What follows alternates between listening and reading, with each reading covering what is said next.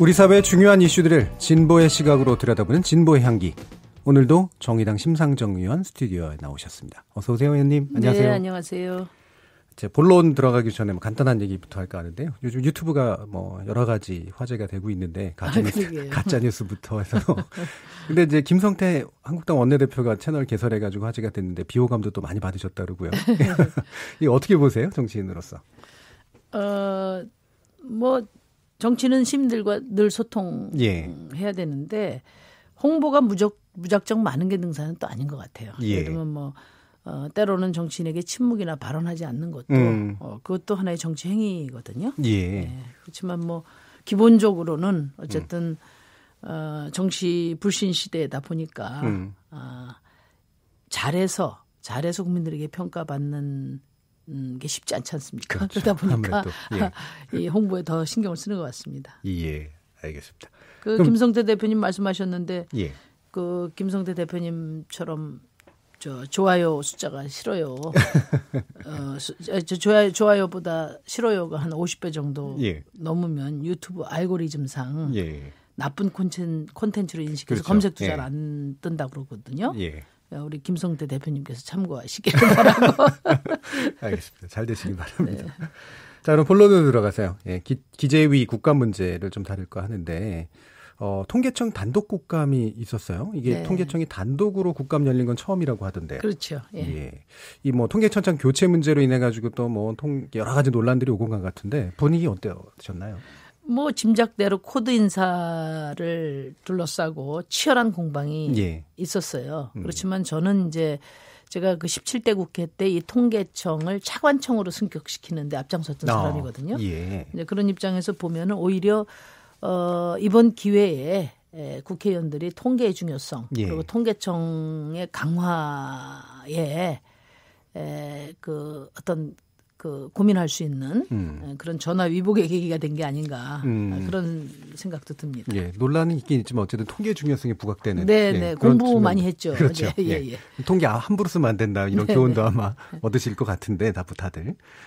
심 의원님께서는 이제 이 부분 통계 부분을 계속 지속적으로 이제 주목해 오셨었잖아요. 그래서 지난번에도 몇 차례 이야기는 나누시긴 했습니다만. 핵심적으로 보니까 말씀 주신 내용 가운데 이 소득주도 성장 실패 여부를 통계로 증명할 수 없다라는 지적. 이 부분이 상당히 주요한 것 같은데 일단 어떻게 그 문제를 좀 제기하셨던 거죠? 그러니까 이제 통계청 논란의 그 가장 큰 책임은 정치권이 이게 통계청의 고용 동향이나 또는 그 가계소득 동향 결과 그 하나를 절대화해서 이걸 가지고 소득주도 성장의 성패를 따지고 또 최저임금 탓이다 이렇게 이제 몰아붙이는 과정에서 발생한 거거든요. 가장 큰 책임은 정치권에 있는 거죠. 그 점을 어제 집중적으로 지적을 했고 그리고 이제 예를 들면 야당 의원들은 통계가 거짓말하냐 이렇게 이야기를 하는데 거짓말하지 않는 통계가 결과가 다른 통계가 여러 개 있단 말이에요. 그러니까 현실적으로. 고용 동향만 하더라도 지금 통계청 경활조사만 있는 게 아니라. 예를 들면 고용노동부의 사업자 통계도 있고 또 1,300만이나 대상으로 하는 고용보험 DB도 있고 이걸 이제 똑같은 고용 통계인데 다 달라요 결과가. 그러니까 이것을 제대로 종합해서 진짜 실정이 어떠냐 이걸 판단하는 건 정치권의 책임이죠. 그런 점에서 보면 정치권이 제가 할 일 제대로 안 하고 통계청을 볼모로 잡은 측면이 있습니다. 저희도 다른 프로그램에서 이제 이 부분 다루면서 지적한 적이 있는데 이 통계 개별 수치를 의심하는 방식은 확실히 좀 문제가 있고. 그렇죠. 이 통계가 서로 다로 나오거나 비슷하게 나오는 것들을 어떻게 모아서 해석할 것이냐의 문제인데 정치권이 되게 좀 입맛에 따라서 이제 선택해서 해석해버리는 그런 문제가. 그게 이제 가장 크고 통계청도 예를 들면 이 통계가 틀렸다든지 또는 마사지를 했다든지 그게 아니라 하더라도 통계의 품질, 신뢰도에 대해서는 문제 제기를 할 수 있는 거죠. 근데 이제 지난번 같은 경우에 특히 가계소득 동향 같은 경우는 원래도 신뢰도 문제가 많이 제기돼서 없앴다가 다시 부활된 거잖아요. 그러니까 이제 표본도 바꾸고 또 조사 방법도 바꾸면서 이걸 직접 단순 비교를 해서 그렇게 할 수도 있지만 그 결과가 이제는 정치권의 논란을 증폭시킨 하나의 계기도 됐다. 그런 점을 어제 지적을 했습니다. 그러니까 통계청도 분명히 책임을 질 부분이 있었다라는 것이었잖아요.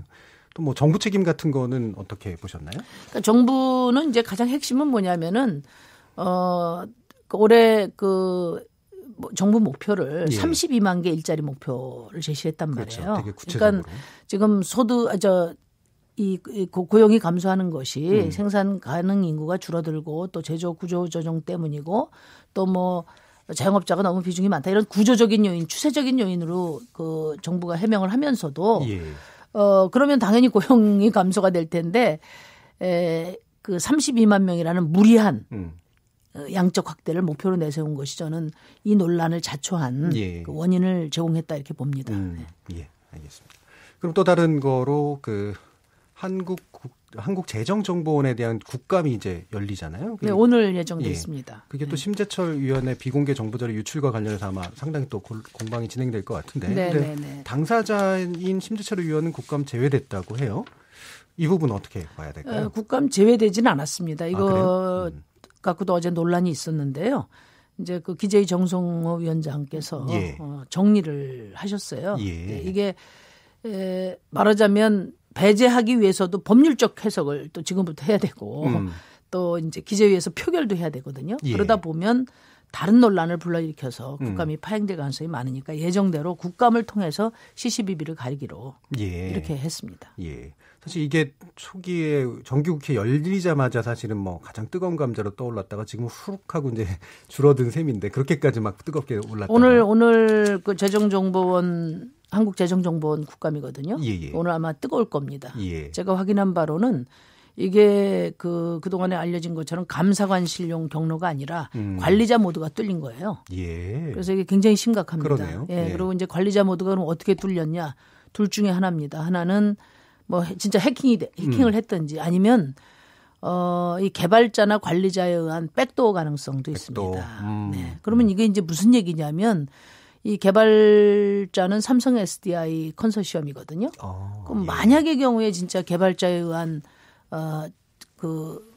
백도어가 있었다면은 그러면 2007년부터 시작해서 지금 정부의 그 총체적인 그런 그 재정 기밀 자료가 다 공유됐을 가능성이 있다는 거 아니에요. 그렇죠. 엄청난 일이죠. 그리고 관리자에 의한 백도어는 뭐 우리가 상상하기도 싫지만 이제 만약 그거는 뭐 범죄적 목적을 가지고 한 것이기 때문에 해킹도 문제지만 백도어일 경우에는 이제 더 큰 문제가 될 수 있다. 오늘 따져볼 생각입니다.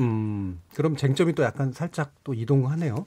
그러니까 이게 뭐 정부 책임이다 뭐 아니다 이 부분도 있지만 실제로 이게 어느 정도까지 그러면 심각한 문제로서 진행됐을지를 또 한번 봐야 될 것 같아요. 그러니까 해킹이라든지 또 뭐 이제 백도어의 어떤를 그 공모한 과정에서 심재철 의원실에서 들어갔다든지 하는 데 대한 조사는 또 별도로 있어야 되고요. 어쨌든 해킹이든 백도어든 그게 뭐든 간에 국가재정정보원의 그 기밀이 다 뚫렸다는 거 이거는 뭐 심각한 책임을 물어야 될 거라고 봅니다. 또 새로운 쟁점이 좀 만들어지고 있는 것 같습니다. 또 오늘 열린 국감에서 이제 라오스댐 붕괴와 관련해서 SK건설 안재현 대표이사가 증인으로 채택됐는데 불출석한다라고 지금 알려졌는데 이 내용으로 의원님께서 어제 의사진행 발언도 하셨다고 들었어요. 그러니까 지금 이게 라오스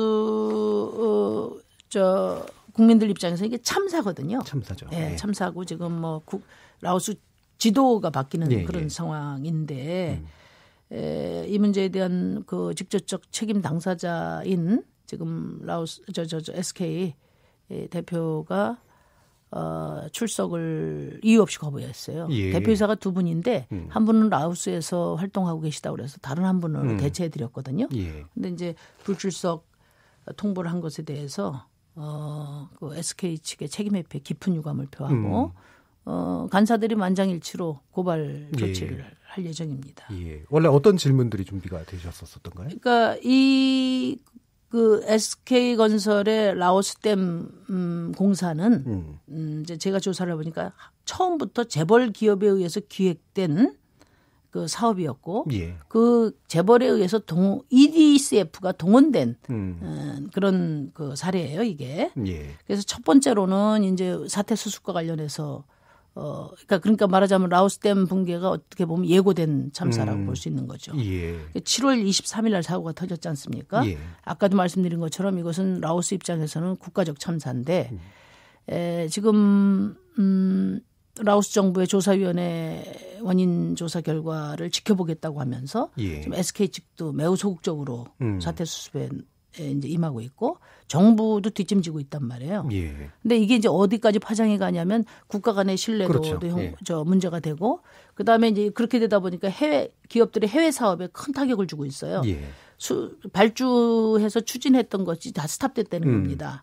그리고 이제 문재인 대통령이 신남방 정책을 추진하는데도 타격이 되죠. 그렇죠. 그러니까 이제 SK 측을 불러서는 어차피 지금 라오스 정부가 조사위원회를 꾸리고 있기 때문에 칼자루를 거기서 쥐고 있기 때문에 조사 결과를 지켜보지 말고 지금 SK건설 차원에서의 대책이 아니라 SK건설의 대주주인 최태원 회장이 직접 나서서 사태 수습을 빨리 해라. 그리고 정부도 뒷짐지고 있지 말고 지금 이게 우리나라 대외 원조 사업의 신뢰뿐만 아니라 국가 간 신뢰, 정부의 그 외교 경제 전략에도 차질을 빚고 있는 만큼 그렇죠. 적극적으로 대응하라 이런 얘기를 하려고 했고요. 또 특히 이제 그 EDCF 민간 협력 사업의 첫 번째 사례인데 제가 자료를 검토해 보니까 이게 법적 근거도 취약하고 그다음에 이제 돈을 지원할 때도 절차를 다 생략하고 직권으로 돈을 지원하면서 이게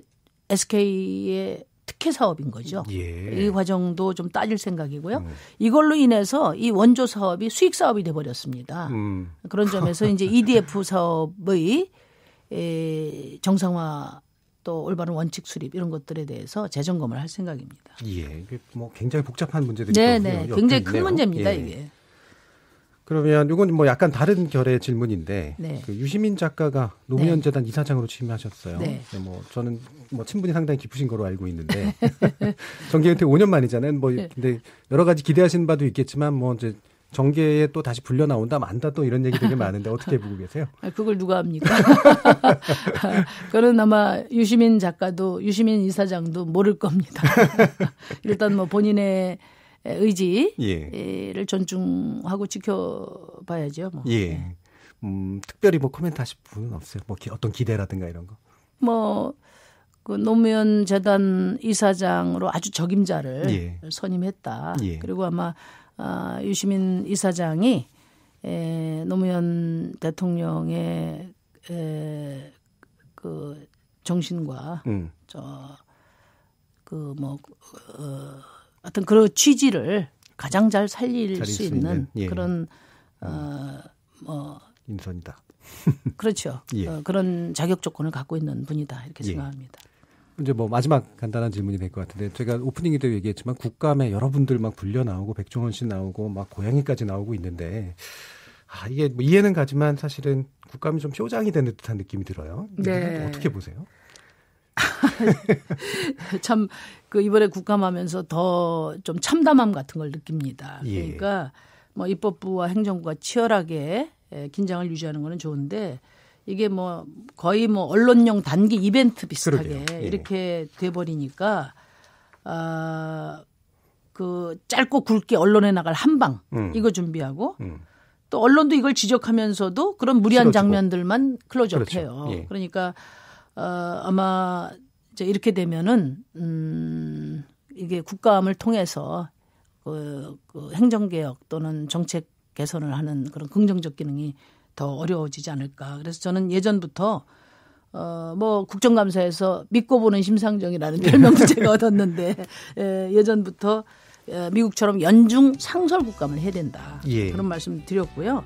그 2014년에 상설 국감은 아니지만 두 번 나눠서 하는 분리 국감까지 합의가 된 바가 있거든요. 근데 아마 올 국감을 거치면은 국감 방식에 대한 개선을 하지 않으면 안 되는 상황이 되지 않겠나.